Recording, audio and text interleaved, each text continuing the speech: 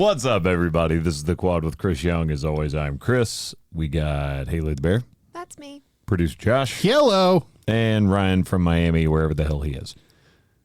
I saw you looked at me. You wanted to go to me first. I saw that. I debated it. But that's okay. You've lost that privilege, Ryan. I debated it only because of what we'll get to in sports later, because I know you got to be super hyped up right now. Yeah. Even more so than I'm not going to say paid for fandom. Well, but whoa, not paid for fandom. Anyway, the views of Chris Young do not reflect those of Ryan Bass and the employer that he has. It's normally we have to give that disclaimer about you. So happy Monday. Let's get it, folks. Let's get after it. Oh man.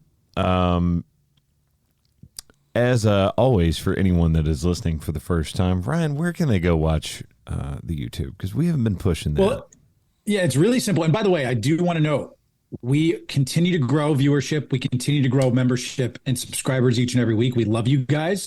It is youtube.com/C/The Quad with Chris Young. We love it. Thank you. We see the comments. We see the likes. Share it with your friends. We appreciate it. YouTubers, you rock. We love y'all. Yeah. And where can they go to find that? youtube.com/C/The Quad with Chris Young. Make sure to go check that out if you haven't already, if you've been listening for a while. If this is your first time listening to the show, this is The Quad. As always, we talk about four things: sports, movies, music, and we have a hot take. There's four of us. Yeah, it's kind of the thing. Four. There it is. Where were we on the poll last week? Polls are super important. People apparently love polls. They vote in polls, and polls are something that people love that we do. But with that being said, I'm actually rather shocked that people like avocado. Because people like avocado, plain and simple. Overwhelmingly, 60.8% says, yes, avocado is amazing. Whoever those 60% are, get out. Well, first of all, 60.8 is not overwhelming. But also, 60-40 basically. Yeah, that's not overwhelming. I will also bring up, I didn't,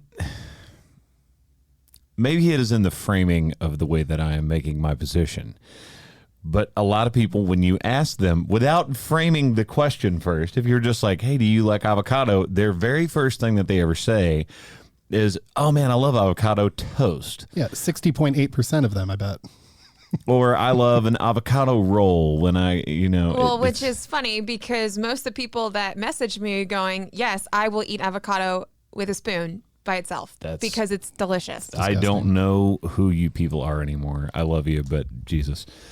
There's so many other foods out there, everyone. Yeah, but avocado is delicious. Ugh.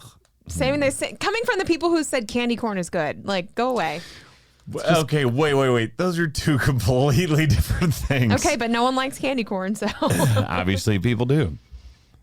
And obviously, people like avocado. But it's like the argument it's a semi-solid. It's creamy, but it's not a solid. I don't understand. That's yogurt. Yeah. Oh my God. And then people try to fit it into brownies. Wait. We're not talking about consistency's sake either, because if we want to go down that rabbit hole, I like cottage cheese, but a lot people don't. A lot of people don't. Milk gone bad. I like cottage cheese. That is cheese in general. I understand, but cottage, you left it in the cottage. And there's a grew. Consistency with cottage cheese, like it feels like it's spoiled. That's what I'm talking about. Is that it's a consistency thing. There's like some people can't eat. I think it's sick. Some people can't eat mushrooms because they find them slimy texture wise. I get that. I like the flavor of mushrooms. I don't particularly love eating mushrooms. I'm just saying I understand that we all have our differences.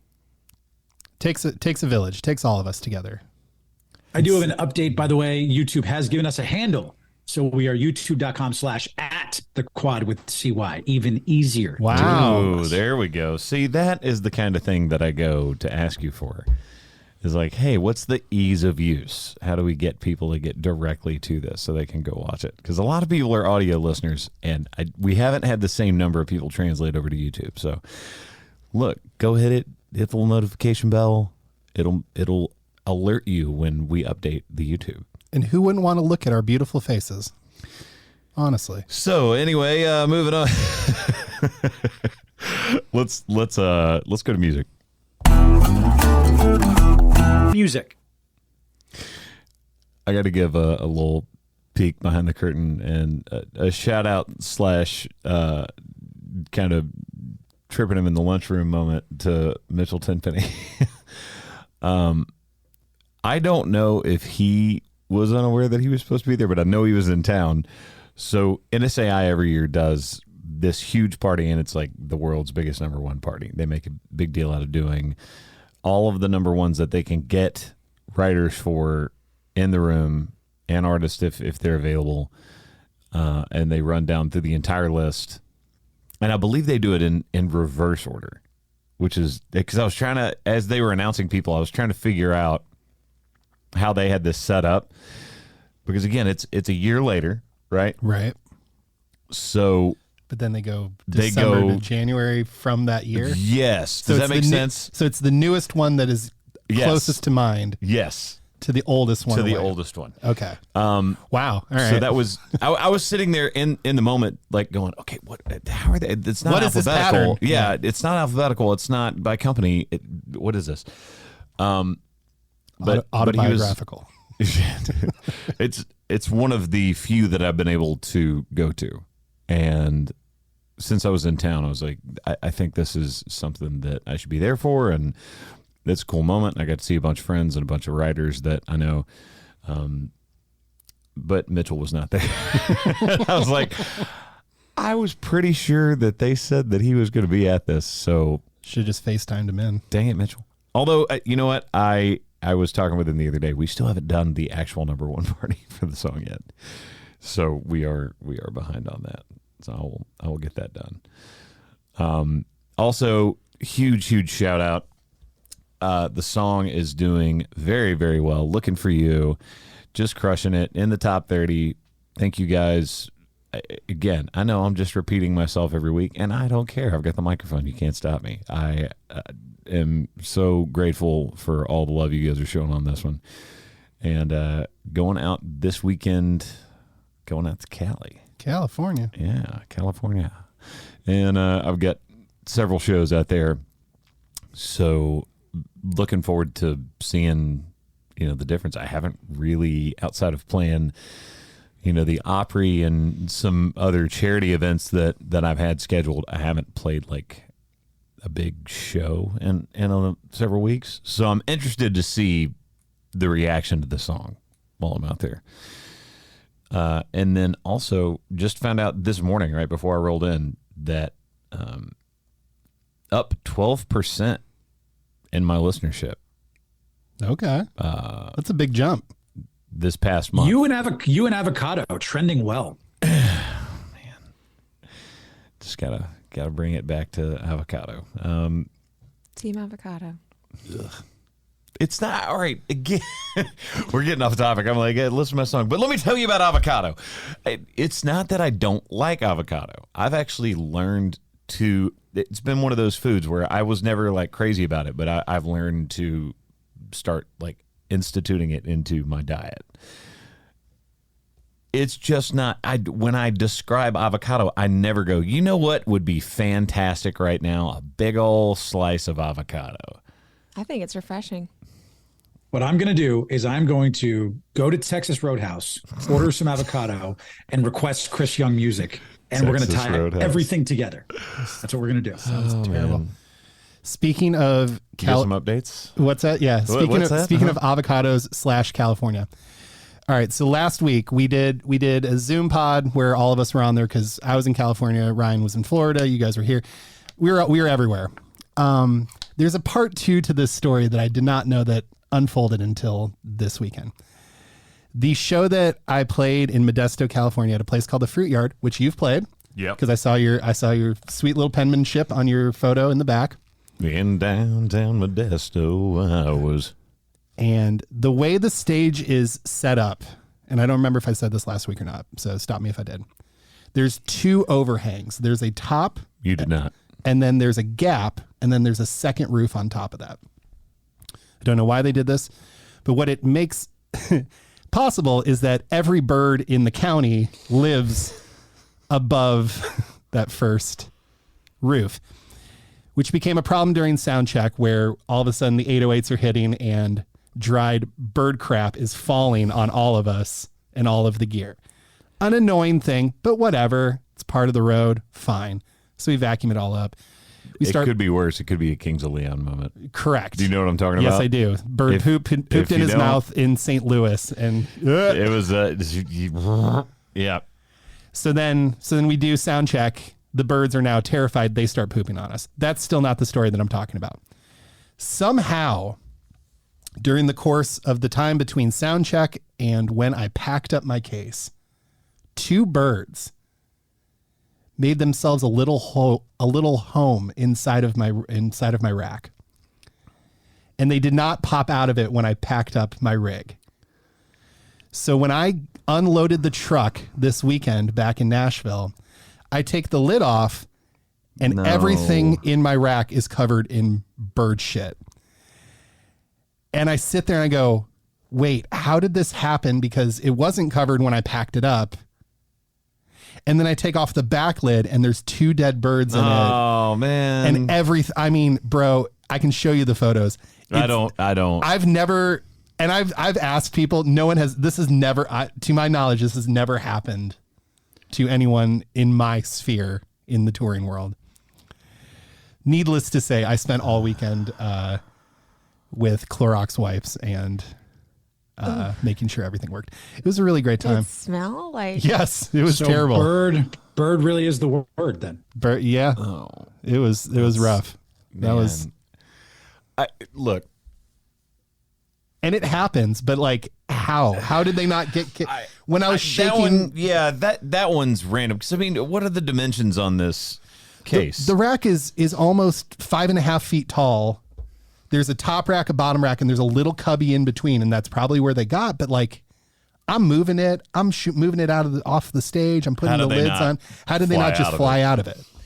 Well, how are they like okay enough to, when there's people around and things are happening, to even fly in there after all the bass and all that other stuff? Like, why are they in there? Why didn't they just fly away? There's 3 hours where it's downtime on stage where nothing's going on, so they must have just flown down and they're like, oh, this seems like a nice place. Must have been a new couple, like a new couple that got together, and they're like, let's make this our new home. I mean, in the case, they looked like the old couple in the Titanic, at the end of Titanic. Like, they're right next to each other. Oh my gosh. Brutal. Okay, brutal for me. So there you go. The music section, ladies and gentlemen. So what I'm saying is tour life, super fun for some, and also tough sometimes. Sometimes you end up with 2 dead birds in your rig. Oof. The closest I've ever gotten to the bird situation. By the way, for anyone that bothers to take the time to look that up, that actually is a thing that happened to Kings of Leon on stage, and it was at an amphitheater, which you get a big overhang. We're like, oh, this is going to sound great for the people in seats. Birds go, look, home. I was in San Diego. This is probably 2007. This is early on. Yeah, I was still wearing a cowboy hat. I was walking on the beach, getting ready to be the very first act on stage, heading to go do an interview with, I believe at the time, John Marks was still the PD there. You know who that is. But, I'm going way back into the files on this one. So if you guys are just listening to this and it seems like I'm belaboring the point, there's a reason. I was walking on the beach. I was walking towards the stage, and my hat just tipped, just like forward. And I was like, what is that? Take my hat off to readjust it. And, yeah, good luck happened all over the front of the hat. Was it a great show that night? You know what? It was. So there's that. But I'm sorry. the getting pooped on is good luck thing. It can't possibly. It has to be like it happened to the first guy, and he went. Crap. Sorry, dad joke. But he was like, it has to be like this guy got pooped on by a bird and just went. I am going to have to go in and admit this, and I'm going to get laughed at. So I'm going to say, have you guys not heard? It's good luck. I can say that it is not good luck out of the amount of times I have been pooped on a bird, and that's only because I used to work with birds. Wait. I used to be an animal trainer, and we had all the birds. Yeah. So pooped on by a bird, not on a bird.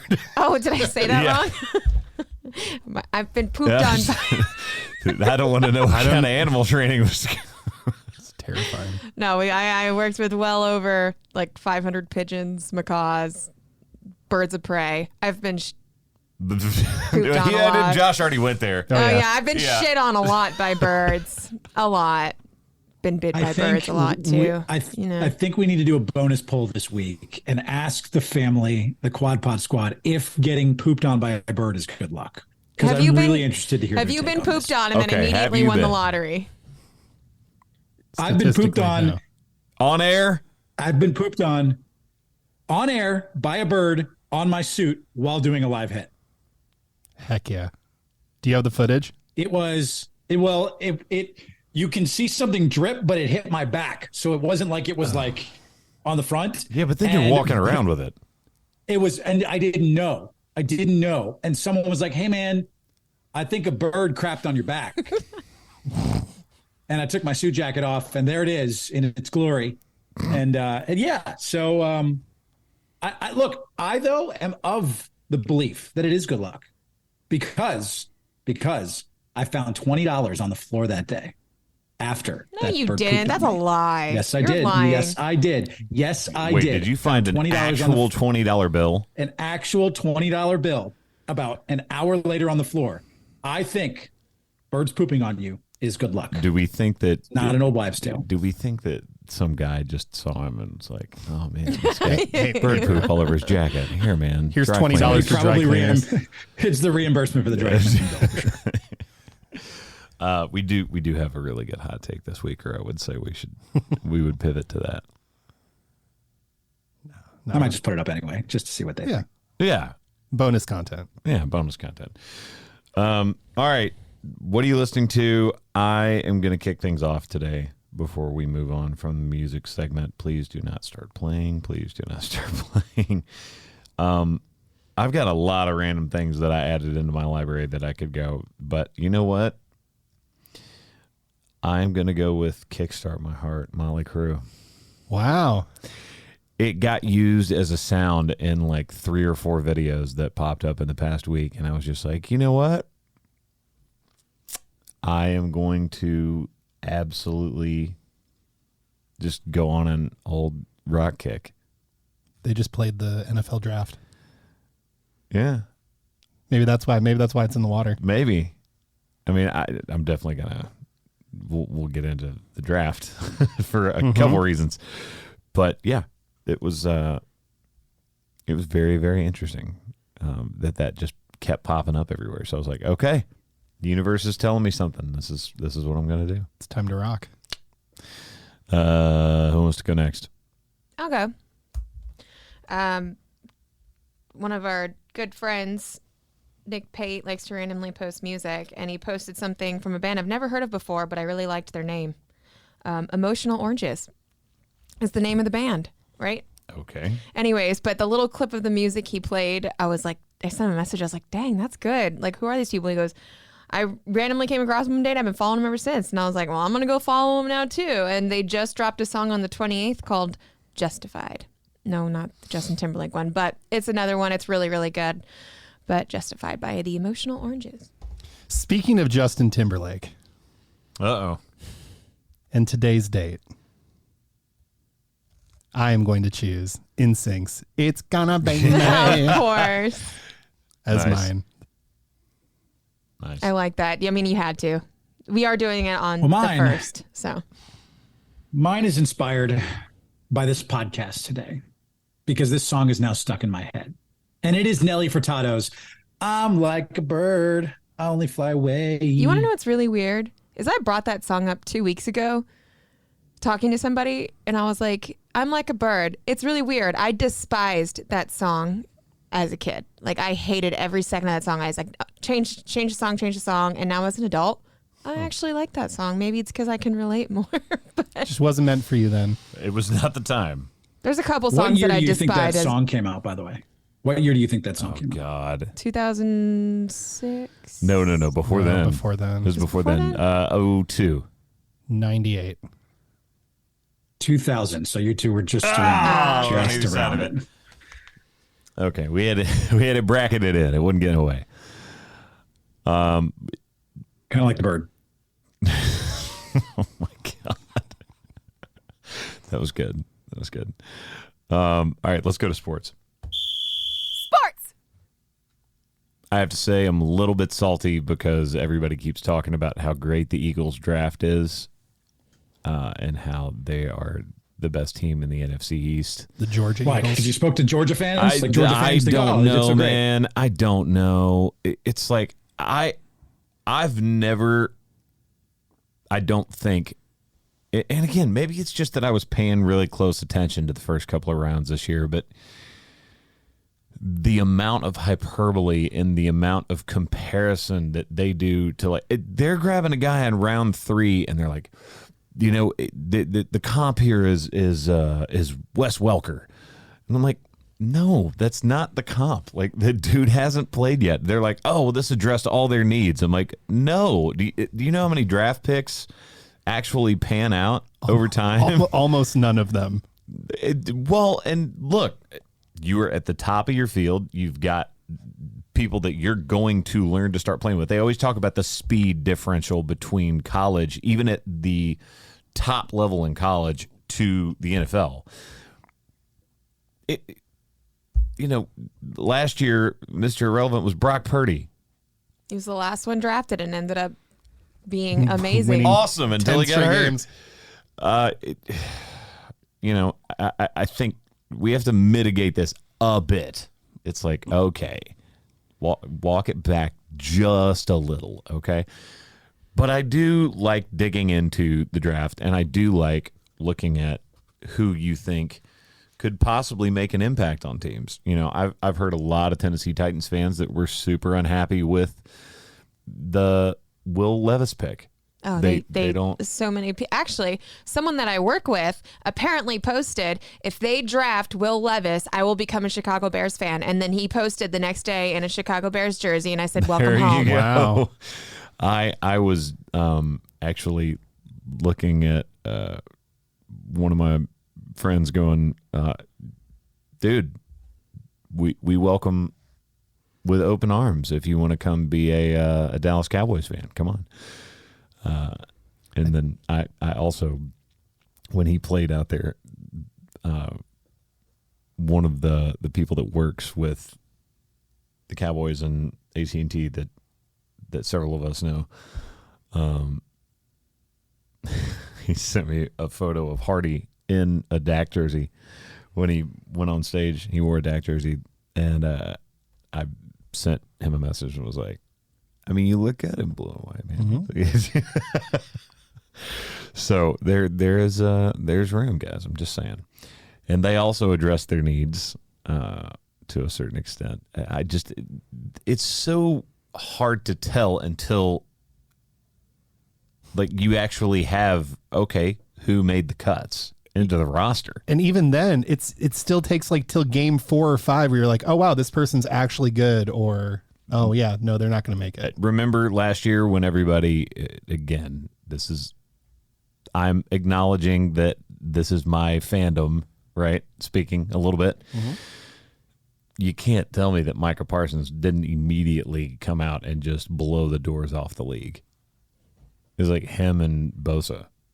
Mm-hmm. Yeah. So, and that everybody was like, oh God, that's not a great pick for the Cowboys. They don't really need that position, blah, blah, blah, blah, blah. Turned out pretty well. Just saying. He's pretty good. He's pretty dang good. Congratulations to the Dallas Cowboys for making me cry during the draft with the drafting of Deuce Vaughn and his dad getting to tell him the good news. Yeah. I liked the way he did it too. Is that he called? For those of you who don't know, he called his son. He is one of the main guys in the draft room, just from the perspective of. I'm trying to think of what his dad's exact title is. He's like one of the directors of scouting, for the team, and he called his son and goes, "Hey, do you want to come to work with me on Monday?" I was like, it was good. That's cool. That was awesome. We love that. And then, of course, if you look at anybody that posted that on social media, half of the comments are like, "Oh man, this is such a beautiful moment," and the other half of it is everybody else that's a fan of another team in the NFC division going, "That's the highlight of the Cowboy season coming up next year." So, Nepotism, the ruining football. It's like, okay, all right. it's like, all right, 12 and 4 last year. Before we dig deeper into the draft, Josh, Wait, what? was it 12 and 4? Yes. No, 17 games. 12 and 5? I don't know. Ryan, help. 17 games, yes. There are 17 games, yeah. Yeah. What was their record last year? The Cowboys? Yeah. What do you think I'm talking about? I think they lost 4 games. Oh, no. I just had this moment of panic. Like, I think they lost 4 games. yeah. Well, they're 550 and 408 in their history. That's not what I'm asking. Cool. Wait. I was talking about last year. Last year they went 12. They've actually gone 12 and 5 in back-to-back seasons. So Okay, so it was 5 games, not 4. 2022, which 12 is and 5. Yeah, no, before we dig deeper into the draft, I just want to ask Josh, what the hell was Kansas City doing in this draft? This was the worst draft I've ever watched. As far as the city of Kansas City or the Kansas City Chiefs? The city of Kansas City. What was your issue with it? Just to be clear, this draft was the second highest attendance of any draft. I don't know how that's even possible. And not to mention, I posted on there and I thought maybe some people would be like, "Oh no, it wasn't that bad." Literally every single person agreed with me. Why would they put a draft in the middle of a water fountain where no one can even be in front of the stage? Okay. It was so anticlimactic. What are some of the other highest attended drafts? The number 1 was Nashville, 2019. The number 3 is Philadelphia at 215,000. This one was around 320. Nashville was 600, just to be clear. Yeah, I mean, again, I feel like the tourism boards do a whole lot of so what they were doing fun math with those. I'm sure. Well, yeah, the 600. There was also like 5 events in the city in Nashville that weekend, and there was a whole bunch of stuff. But whatever. The reason they did that, so there's a couple of reasons. The way Kansas City's laid out, you have Union Station right there, which was right behind the stage, which allowed them to do all of the backstage staging for all of the green rooms, etc. They were able to put security. There's all sorts of entrances and private entrances and exits off of that. So that made a lot of sense. Kansas City is the city of fountains. There is a giant fountain in front of Union Station. Okay. It is for where all of the travels in my life, I did not know that it was the city of fountains. It is the city of fountains. That makes a little more sense. That's why Kaufman used to have the fountains in the outfield. Instead of having fans actually in front of the stage, you wanted a ginormous thing where people had to sit across water to watch something they couldn't even see. So that part was more of the VIP ticketed fandom thing. Then there's a gap of Pershing Street, and then up on the hill was another 200,000 people. That's miserable. That were watching from a farther point out, which then backs up to the World War I Memorial, which is right there. Everything. It's actually a really cool spot, and it's where we've done all of the parades for the Chiefs winning the Super Bowls, for the Royals winning the World Series. It's actually a really good setup to get people in and out and kind of like strategically all right there. I will cop to the fact that for me, watching it on TV, it looked a little weird the way they had it. It was horrible. You couldn't. It was either, hey, we've got this really wide shot, or hey, it is very, very close. And I know that sounds like every draft that you watch, but even when you talk about Nashville, when they have that, they had everybody situated down Broadway, so you could actually like pan over the top of the crowd, which looks way better. Yeah, for sure.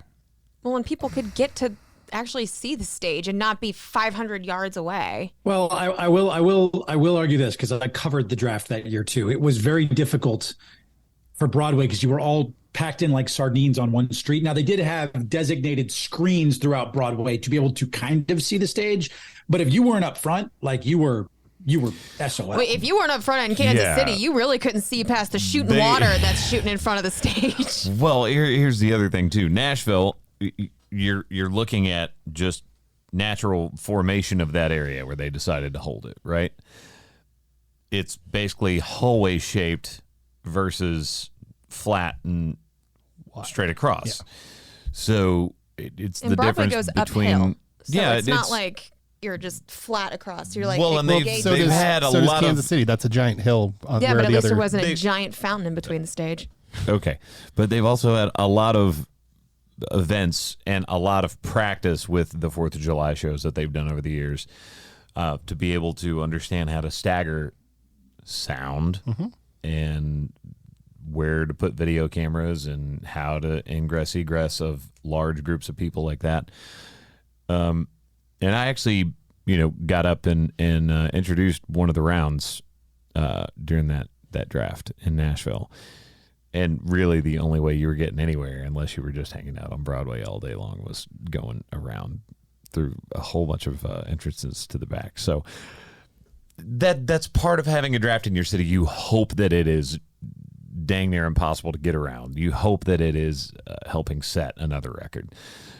But I learned, I was today years old when I learned that Kansas City was the city of fountains. I had no idea. Also, big shout out to my friend Patrick Woolham, close friend of mine. He is one of the lead singers of the house band Lost Wax that was performing on the draft, and they were doing a great job. They did great. I remember you saying that you knew one of them. I wasn't sure which guy it was. Yep.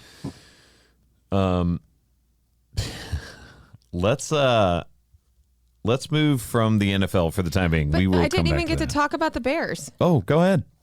Are you serious? Like one of the biggest things ever in the draft this year for us? You were adamant that they were going to do terrible, so I didn't know if you wanted to talk about it or not. The world started crumbling around every single Bears fan the second they traded one spot for a 2024 pick, and we're like, oh, there goes Carter. They're picking Carter. This is us all over again. The amount of reaction videos was just the pure feeling of every single Bears fan is, here they go, and then there they go, the Eagles take Carter. And literally when they drafted we're like, oh, I guess we can live with that. But the one thing they still did not address was a defensive end. We have no one to rush the quarterback. We drafted a bunch of defensive tackles for some apparent reason, but we did not even address a defensive end. And our defense doesn't mean crap if we have no one rushing the quarterback. So we're still kind of like, we'll give this like a C+, as a draft, because we also didn't need to draft a running back. We probably still should have drafted a defensive end. Whatever. I'm not extremely happy with it, but I can live with it. I guess that's basically what everyone's saying is like, we can live with this draft for now. They need to do something in free agency to try and get someone a defensive end. Since we got rid of all of our great defensive ends, we have nobody, and they didn't address it once. Instead, they drafted a couple wackos that we didn't even need. You did get a great running back, though. Let's hope so. That was, correct me if I'm wrong, didn't you guys get the backup running back from Texas? Yes. He was really, really good. He got overshadowed a lot because everybody knew that both of those guys were leaving Texas at the same time, but they were both fantastic. You really did get a good pickup there, especially with who's your starting running back right now? Honestly, I don't even know what they're doing. It's probably him. So, I don't know. We'll see where this is going, but that's basically where we all live right now with it, is we don't despise the draft, but we can live with it. But they need to do some serious undrafted off agency, like free agency work to put the team back together. Ryan, any comments? No. If you want to pay him, Frank Clark will be available. he's unrestricted. There you go. Marcus Peters. I didn't realize until the draft. I didn't realize until the draft was going on that the Dolphins had lost a first-round pick because they tampered and tried to acquire Tom Brady. So I was reminded during the draft that we tried to acquire and failed to get Tom Brady, and that's why we didn't have a first-round pick. Yeah, and also it wasn't just Tom Brady. It was you tampered with Tom Brady and Sean Payton. I feel like they would have like slapped you on the wrist really hard and maybe fined your owner if it hadn't have been two different Lots people. of shady stuff involving the Miami Dolphins last year. Whoa. Okay, listen here. Do we need to go back to the concussion protocol stuff too? I mean, look, it's at least it's not shady over there on the bench where Tua was sitting. It's fine. That was really good. That was really good. That was a good thing. Has he cleared protocol yet? Look, Yes, you know what? I think we all agree. We've discussed this on this show before. We're not going out of our way to hate on anybody. We all like pick on each other's teams, but he's going to have to do something this year, or it's He's actually learning. He's taking like mixed martial arts classes to learn how to fall better. Are you serious? Unfortunately, when you have a 300-pound man running at you, sometimes you don't have a choice on how you fall, especially if they grab you and they got your arms. You don't have a choice how to fall. I would be scared if a 300-pound man was grabbing me as well, so I understand. Big tree fall hard. Martial arts or not, you can't judo chop his neck and be good. Like, it's not going to happen that way. He should do gymnastic tumbling. By the way, if you were critical of Kansas City, would you like to know where the next 2 years of drafts are for the record? Vegas. That's in 2 years, right? Detroit and Green Bay. Detroit, Green Bay, then Vegas. Oh, it's going to be so cold. Detroit's downtown's actually kind of cool if they do it right. Detroit's cool. It just kind of, again, it depends on how you set that up. It's going to be freezing. The Green Bay one, to me, I love Green Bay. I love going to play shows there. But outside of the people that live there, I mean, it's going to be really tough to. And that's not really a destination people want to go to either. No. Well, just housing people up there is going to be difficult. I mean, y'all have to understand, like, people that have never been to like a game at Lambeau, people literally that live in the city will sell parking in their yards because there's not enough parking at the stadium. Should we invest in Airbnbs in Green Bay and Appleton, Wisconsin right now and just get ahead of it? Just go ahead and beat the curve. Some people probably already have started that. They probably have. A quick NHL update before we'll touch on MLB and we'll touch on NHL. NHL, I have to say, for I don't know how many times now, the team that just absolutely dominated the regular season in hockey, the Boston Bruins, is out. The Panthers. It's the curse of the President's Cup, right? It's like if you win the President's Cup, you end up losing. I mean, good for the Panthers, though, with how that game ended up going with the last few seconds. It was wild. That was a great shot to get that goal to tie the game. There have been more overtime games, it feels like to me, and this like run up to the cup. I mean, there's got to be some sort of stat about that. And I know there's still some time left. Obviously, there's still this is first round right now. Many games to play, but I wonder if there's ever been another year where we've had this many overtime games. It feels like a lot, but the Bruins go down. The defending champions, the Avalanche, they go down last night. The Tampa Bay Lightning also go down. I believe Tampa Bay might be over, Ryan. Might be over in Tampa Bay. Give me a break. It's not. Oh, come on. You got the best baseball team. Well, I was going to say we still have to talk about baseball. You just gave him the easy layup right there. Yeah, but we still got to remember that Ryan is from Miami, so we Tampa Bay or Miami. I do want to remind you that two South Florida teams within days of each other knocked off as 8 seeds, number 1 seeds. Just wanted to make sure that everyone was aware. So now you're a Florida Panther fan? Hang on, we're not to basketball yet. And just one thing at a time, right? And I do have a question, though. Bearing the lead is Tampa Bay is out of the Stanley Cup playoffs. You can't jump on Florida Panthers. Go ahead. I can't. Well, Ice Cats, baby, Ice Cats. I grew up like right near that arena. But anyway, here's my question. Why are you guys giving him jumping off points for this? There is legitimately a President's Trophy curse. The last 10 have all failed to make the Stanley Cup Finals.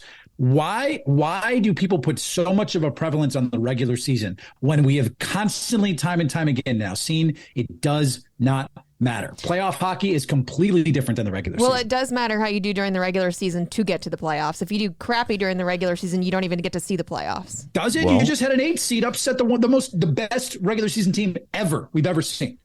And I would use that as my segue into the NBA, where we have all of these teams that were not supposed to make it knocking off. I mean, just based off that first game, Nuggets versus Suns, that is a horrible matchup for the Suns. Is it Murray that was out last year? Murray has been gone the last 2 years. Yeah, well, but specifically last year when they just got rolled by Phoenix stomped them in 4. They swept them. They got the brakes beat off of them the other night. It wasn't even close. Also, huge shout out. I may have to get Jason Fitz to come join us since I gave him some hell about saying the Lakers were going to be going really fast because, boy, Dylan Brooks poked the bear, and that did not go well. Dylan Brooks asked for a 40-piece. Lakers won by 40 in Game 6. There you go. Enjoy. Oof. And also, you know what? Shout out to Steph Curry breaking a record and dropping 50 in a Game 7. Yeah, sorry, Sacramento. You guys are out once again. But isn't that a 7 versus an 8 seed? It's a matchup, or 6 versus 7. 6 versus 7. Yeah. And then you've got Miami coming in and just torching last night. You want to talk about that? Good Lord. Well, with Jimmy Butler on a bum ankle, they were still able to hold off the Knicks in the fourth quarter. They were up by 3 when Jimmy rolled his ankle and still won. By the way, just to go towards the stat, because you were mentioning the parity, for the first time since the 16-team format was implemented in 1984, one of every seed is represented in the conference semifinals. One of every seed, which just goes to show you the parity in the NBA this year. But I still am flabbergasted with the way Miami was able to knock off the best regular season basketball team we've seen the last 3 years, and a team that was legitimately probably the favorites to win a title this year. It does help that Giannis did not play 2 of those games because he was hurt. Correct, but he did play in the clincher, and he had a triple double in the clincher. He did, and it didn't matter. Wait. But the triple double thing is a bit misleading. Yeah, we're overvaluing triple doubles as like a stat that is worth exploring, but I will die on the hill that I did think that the triple double streak by Russell Westbrook was awesome, super impressive. But that's consistently doing it over a long period of time. Over 82 games in the regular season. Coming back and knowing that you're the option to try and shoulder your team forward, which, hey, you know what? I out loud said they can't let all of the Golden State Warriors fall on Steph Curry and Klay Thompson, and wow, I need to shut up because they absolutely, he was just like, okay, I'm going to play like somebody, 10 years younger than I am. For sure. Yeah, Ryan, Giannis having a triple-double is just more indication that Giannis was their number one option and that everything runs through him more than just him having a great game. Without question. And he is one of, if not the greatest players on the planet. But Miami, Eric Spoelstra outcoached Mike Budenholzer, like literally ran circles around Bud. No question. It was insane how misinformed Bud was in that series. I mean, he literally, I think he has 4 timeouts remaining from that series. 4 timeouts still that he could have used in critical situations. It was Miami completely, like when Bam was struggling, Spo ran the offense through Bam, which then allowed him to facilitate to then get the ball to Jimmy. But I think Spo, look, Miami, if they beat the Knicks, which they should, now you're going to play Philly or Boston, two teams that are beating each other up that should go to 7 games. We're gonna save this. We're gonna save this. We're not there yet. However, this was a Coach Bud special. If you've been watching NBA for the last 10 years, Coach Bud's number one thing is he doesn't make adjustments ever. No, he's bad. This is what happened when he was on the Hawks, when they were a 60-win team and they got swept by the Cavs in 2016. This is what he does. He doesn't adjust. He just goes, we're going to play our style of basketball. And unfortunately, that is not how it works in especially the playoffs. So I imagine Coach Bud, although having 2 years remaining on his deal, will not be the coach in like 2 weeks. And that, my friends, was a Gleave bomb. Wait, Gleave, so do you have a new pick now that your Kings are out? Just want a quick moratorium for the Sacramento Kings. You guys did wonderful. I picked you at the beginning of the season to make the playoffs. You did me proud. I'm wearing this hoodie. I saw it in the airport. I had to buy it. Oh, just do it. Just do it. It's going to be Nuggets Lakers in the Western Finals, and I don't know who's going to win that series. I don't know yet. But I'm excited for LeBron versus Steph 5.0. I really am. And that matchup is actually, if the Lakers play the way that they did against Memphis, this is going to be a tough one, and it's going to come down to like Wiggins versus Rui Hachimura. Like it's going to be like that matchup will be the difference in the game, because everywhere else they want to hope they don't get beginning of the playoffs Rui Hachimura. Not 29 points a game, Rui Hachimura. No. So I'm very excited. I think Lakers are playing the best basketball they've played all season right now, which is exactly when they need to be doing it. The Warriors are the Warriors. Steph is Steph, but they've also been incredibly bad on the road all season, and I think that's going to catch up with them during this series. So I think the Lakers will beat the Warriors, and I think it'll be Nuggets Lakers in the West. And that one, I have no idea what's going to happen. We could look up and LeBron James is in the finals. There is a path right now, which we have been saying. I know. Still too soon. Just saying. All right. You want to talk about baseball for a sec, Ray?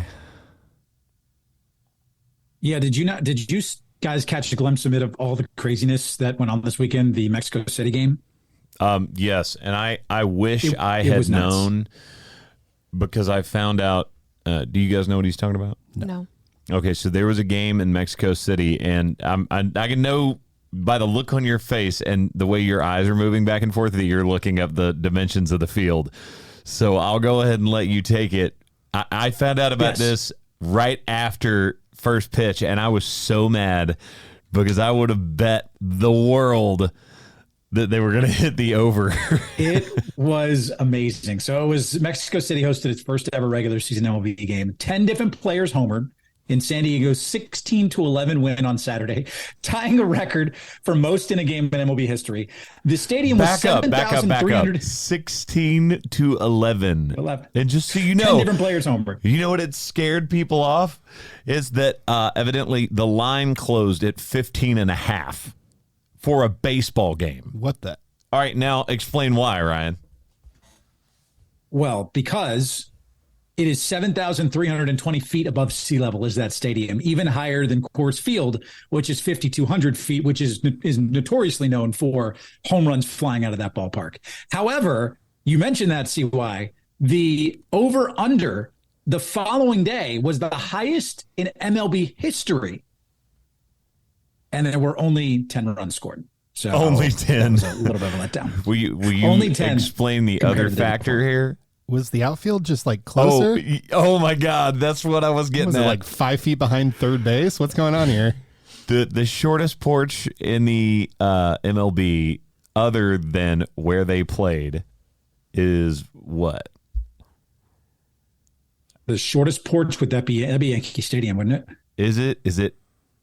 I think it's right. Yeah, Yankee is it right in the Yankees? Yeah. All right. What was that field that they played on? The Mexico City field? Uh-huh. Because while... Estado Alfredo Harpelu. Oh, I'm Perdón, man. That would be I'm a so game I sorry. want to go to. Is a game where people are just pounding the ball out of the park. So the dimensions. Okay, so the dimensions were 400 feet to center field, 320 foot, 25 feet down the lines. Those were the dimensions. So is that Which not a center rule? field is accurate. Is this not a rule in baseball where the fields all have to be the same size? No. How is that not a thing? So actually, there's a StatCast now, which they measure this anytime a player hits a home run. They will give you in how many ballparks in baseball that home run would have been a home run. And so you measure that. And that's how you get to dictate kind of, okay, would this legitimately be a home run across all of baseball? What'd you say right and left field were down the lines? 325. In Mexico City? Yeah. Yeah, so Yankee Stadium is 314 and 318 in right and left. But you don't have the elevation thing. You do not. And honestly, that change in elevation from Yankee Oh my Stadium gosh. to that. Oh my gosh, Yankees at sea level, basically. Also, maybe juice balls. That's not Houston. No. Nice. Got it. Got you, Astros. Were We there- didn't forget. Were there trash cans available? I will never let this go. I hate the Houston Astros. I do too. I despise them. So. City of Houston, I love you. Love the city. Hate your team. I also want to do just a weekly Shohei Ohtani shout out because he continues to do things that we just never see people do in baseball, and we legitimately take this man for granted. He is the craziest athlete of our lifetime In baseball. And yet the biggest story in baseball this week was what? People hitting Mexico dingers. That's why. dingers. That's why Dingers. they should get steroids and bring it I back. just let them juice balls, man. Let's go for it. Go ahead. I Why love not? it. 16 to 11. You know who would have fun? Everyone at the game. Every single person. That wouldn't necessarily help in the quest to make games, faster though. If you are scoring Obviously, guys, we're kidding. 16 to 11. All right, let's go to movies. Movies. Just want to say, I know we were kind of scrambling last week, so this is going to be completely spoiler-free. Did anyone other than me get a chance to see this? No interest in seeing this movie at all. I really wanted None. to see this movie. They don't even show it at the local movie theater right by us. Is it Green Hills? What? It was in Green Hills. It wasn't at 100 Oaks. They weren't even playing it there. I did not. I was cleaning up bird poop all weekend. All right. Well, I will take this one. By the way, with a budget of 6 million euros. What's the conversion on that? I was literally about to ask the same It's thing. not that crazy. I would be interested to know what they've made so far, Ryan, if you want to check that. That would be 6.5 million in the US. 6.6. So 6 million euros would be 6.6. 6.58. Yeah. Will you look up what they've made so far, Ryan or Josh? Yeah, I got You it. got I it? will. All I right. will. So I will go over this real fast. Sisu rated R 2022 action/war, which I didn't know that was a category, but okay. Hour and 31 minutes, 93% on Rotten Tomatoes, 93% of Google users like this movie. I think that's the first time that's ever happened. That's It's awesome. the exact same number. You got a number for us? Worldwide box office 5.4 million, domestic 3.2. So 8.6. That's awesome. Made money. I mean, it's definitely going to make money. And that's before streaming, because streaming will be this thing will live. Yeah. So during the last days of World War II, a solitary prospector crosses paths with Nazis on a scorched earth retreat in northern Finland, not modern Finland, excuse me. When the soldiers decide to steal his gold, they quickly discover they just tangled with no ordinary miner. It's cool. I enjoyed it. It's same director or producer as John Wick? So that's the interesting thing. Or is it just same studio as John Wick? Did they like fudge it? Because they made it sound like it was, if you were a fan of John Wick, this is your logical, instead of a dog, he got his gold stolen. And then instead of Russians, it was the Nazis. Yeah. Sorry. well, they're kind of giving it away, and I feel like this spoiler is okay. This is a very minor one. In this case, one of the things they do in an attempt to manifest a quiet, intense man is that they don't actually have the lead actor say any lines until the final lines of dialogue in the movie, which I thought was cool. I love that. I thought was cool. You can definitely tell there's sort of like this Tarantino-esque attempt. You know, it's like broken into chapters, and it's very largely action-based with not a lot of speaking. And it's, you know, ludicrous, over the top, like brutality in some of these. I mean, I don't think that they positioned it awkwardly. You know, I think this is a case of a movie knowing exactly what it was, as opposed to Renfield, which I felt like didn't know exactly what it wanted to be. That makes sense. And it was shot, like the coloring and stuff was more like that Book of Eli sort of like a little grainy, apocalyptic sort of vibe. Yeah. I don't know. I liked it. I thought it was cool. Yeah. And again, this says the creators were clearly heavily inspired by the John Wick movies.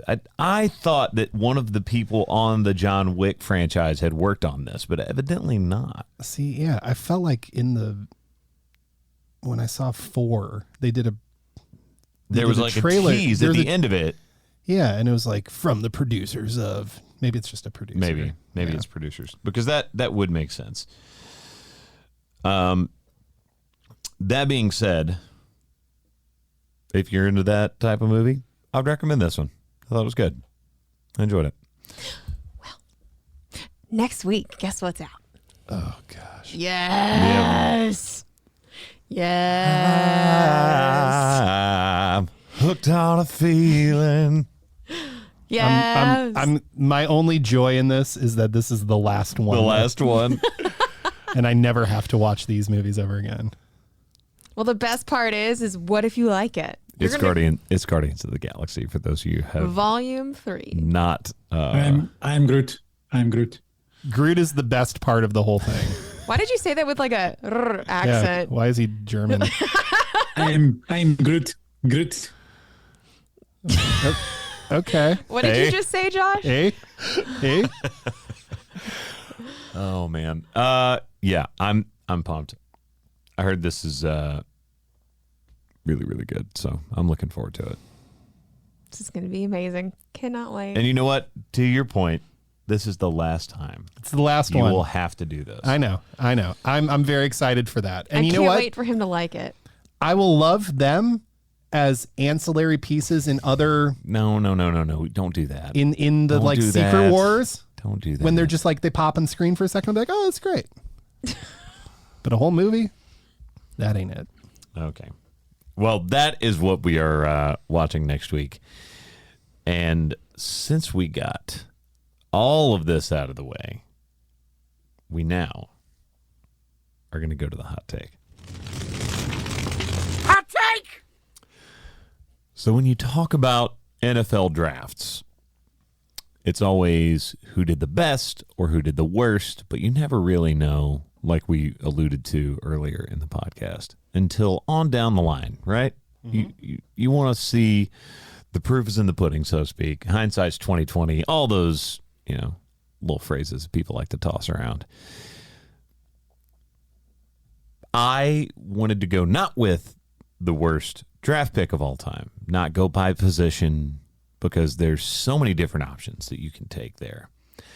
I wanted to go by individual year and team, the worst team draft of all time. And there's a lot. There's a lot you can pick from. And I completely agree with NFL.com. Say this again. We're doing it every worst, year? No, this is the worst draft by a team in a singular year. ever. And I am putting it forward that it also includes, and this is one of the big reasons, one of the most historic franchises, whether you like them or not, and one of the biggest draft busts of all time individually. That would be, and I'm sorry for all the Raiders fans out there, the 07 Oakland Raiders. Jamarcus Russell. So let me run this down. These are the picks in order by round. Jamarcus Russell at quarterback. Be nice to our guy Zach Miller, by the way. He's a good friend now. Be nice. Yeah, I'm not being mean. I'm just saying, you know, he's in there, bro. Zach Miller was round 2. We love him. Quentin Moses was round 3, defensive end. They took an offensive tackle. Then we had Johnny Lee Higgins. We had Michael Bush. We had Bowie, Richard, blah, blah, blah, blah, blah. Just look, you know what? I'm going to say all the names because they got drafted. They deserve to have their names mentioned. Jamarcus Russell, Quentin Moses, Mario Henderson, Johnny Lee Higgins, Michael Bush, John Bowie, Jay Richardson, Eric Frampton. That about made a horrible, is that Peter's brother, you know? Orrin O'Neal and Jonathan Holland. So the players out of that entire class that were primary starters were 4. Despite Miller being one of those people that, you know, had a fantastic NFL career eventually, not with the Raiders, but with the Seahawks during their Super Bowl runs. And I did love him on the Bears. He's great on the Bears. Yeah, but not in a Raiders uni. And Bush did have over 3,000 career rushing yards. It's always going to be known for that Jamarcus Russell pick, right? And that's why anytime people continue to talk about in the draft, when they started talking about a quarterback, they're like, man, did you see his arm talent, though? His arm talent. I'm like, is he accurate? Because there's always one guy where it's like, man, he can just launch the ball. I'm like, that's great. Does it end up where he's wanted it to go? Because wasn't that a big part of it with Jamarcus Russell was, man, he's got a cannon. But when you ask him to put it and make the right decision, make the right read, throw it into windows that they wanted him to do, it just never translated. No. And famously did not watch film that was assigned to him. And there's a whole story about that. Yeah, and there was a issue with there were a lot of issues. Conditioning, we'll put it that way. This is the biggest problem. People taken after Russell in this draft class: Calvin Johnson, Joe Thomas, Patrick Willis, Adrian Peterson, Marshawn Lynch, John Beeson, Joe Staley, Ryan Khalil, Marshall Yanda, Eric Weddle. Jeez. I didn't know we were doing just a specific year, but my pick was also the Raiders for this. Here's 2004 to 2013, and we're not even talking about the Henry Ruggs situation and just recent stuff, and Leatherwood that they selected in the first round, and he's not on the team anymore. This is who they picked, and then who has picked the next player. 2004, Raiders took Robert Gallery, next player, Larry Fitzgerald. 05, Fabian Washington, next player, Aaron Rodgers. 2006, Michael Huff, next player, Dante Whitner. 2007, Jamarcus Russell, next player, Calvin Johnson. 2008, Darren McFadden, next player, Glenn Dorsey. Okay, wait, time out. That one I will give you. I would take McFadden over Dorsey, and we had Dorsey. Chiefs drafted him. Yeah, so. I was going to say McFadden was great. Yeah. 2009, Darius Hayward-Bay, next player, Eugene Monroe. 2010, Rolando McClain, next player, C.J. Spiller. 2013. Rolando McClain was supposed to be so good. I know. DJ Hayden, next player, Sheldon Richardson. This is just it's sort of a curse with them. Like they just can't do this correctly over like Worse than the Bears? 20 years. So do you have a specific draft year, Josh, or is it just the Raiders being... Aside from the fact that they're the team that I hate the most in the NFL, it is just the Oakland Raiders for the last 20 years. It's got to be 07. But 07 is particularly with bad. Yeah. Because, I mean, again, when you look at Jamarcus Russell and the next pick was Calvin Johnson, who put up Hall of Fame stats when he was the only player on the Detroit Lions, basically. Imagine if that is the one where they go, you know what, we're going with a receiver and we're going to pick a quarterback later in the draft. Brutal. Oof. All right, you got a pick, Rye? I do, and it's a hometown selection. Oh, I bet I can guess the year. Oh, is it I bet I can guess the 2006? year. No. So there's 2 years that stand out, and this is before I even looked it up, of terrible Dolphins drafts. 2006, they were putrid, but 2013 takes the cake because I remember where I was at this moment when the Dolphins at number 3 traded with the Oakland Raiders to move up and select defensive end Deion Jordan. I was in a Buffalo Wild Wings watching this and thinking, all right, we got ourselves the next Jason Taylor. That's how you know it was 2013. Jordan spent much of the first 2 seasons as a situational pass rusher and then missed the entire 2015 season after a violation of the league's substance abuse policy. But it doesn't end there, okay? Not only did they leverage their future to move up to get him, Jamar Taylor, Dallas Thomas, Will Davis, Jelani Jenkins, Deion Sims, Mike Gillislee. That was what followed. But here was the kicker. And I mean it in all senses of the word. They spent a 5th-round pick on Caleb Sturgis, a very middle-of-the-road, mediocre kicker. Miami Dolphins have had some really terrible drafts. Now, this draft, by the way, this draft class goes down as one of the worst all-time in NFL history, but the Dolphins were putrid in this draft. And it set us back. If you could even set us back even further, it set us back further. It was really bad. Well, I would definitely say 2006. You remember who got drafted that year? The 2006? Yeah. Like who we passed on is what you're saying? Who was one of the biggest names? We took Dante Culpepper that year over Drew Brees is what we did in And how well did that turn out for you? Yeah. Great. Yeah, real great. It was also yeah, real great. Didn't Culpepper actually play more games than Vikings? You're talking? In that 2006 draft, Vince Young. Yep. Was a part of that draft. Jay Cutler, your boy. Yeah. Anyways, Jay Cutler. Just to add another in there because 2 of the worst years ever are the Dolphins. Well, let's throw 2006 in there. You know what? Speaking of the Vikings, I'm going to give a 4th option just in case you don't want to pick 06 or 13 of the Dolphins, and you are a huge Raiders fans. Jason Fitz, whatever. And 07 doesn't fit your timeline. We're going to go 1 year earlier than one of those other picks. 05. Speaking of the Minnesota Vikings, they had 2 first-round picks. Oh yeah, that's bad. They could have. Oh god, they could have had Aaron Rodgers. They could have had Aaron Rodgers. However, I mean, you Dante Culpepper was coming off Culpepper. the MVP season, so I mean, there's that.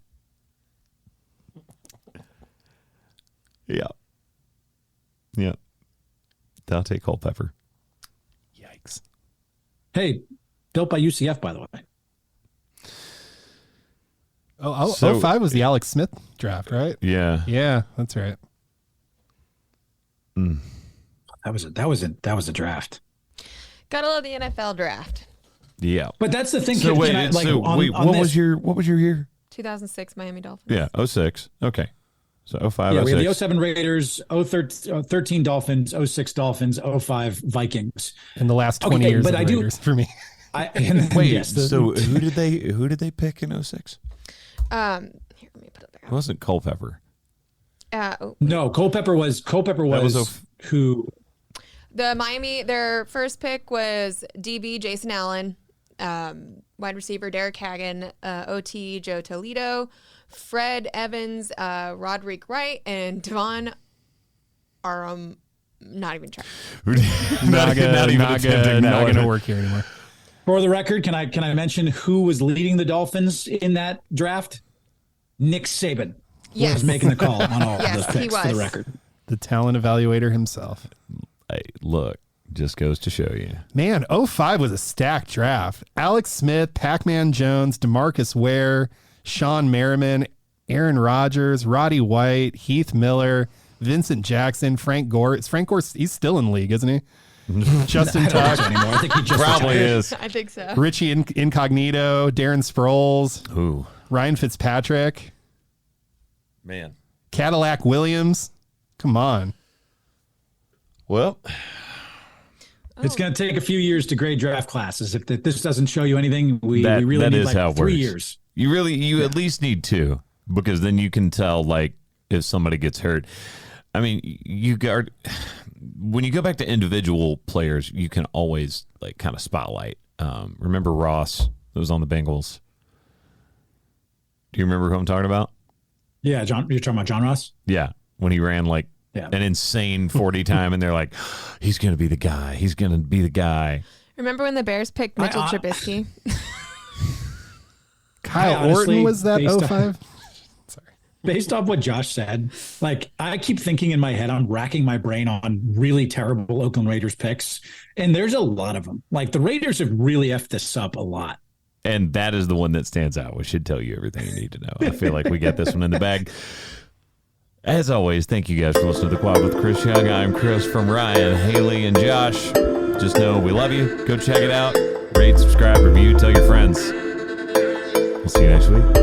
Hey.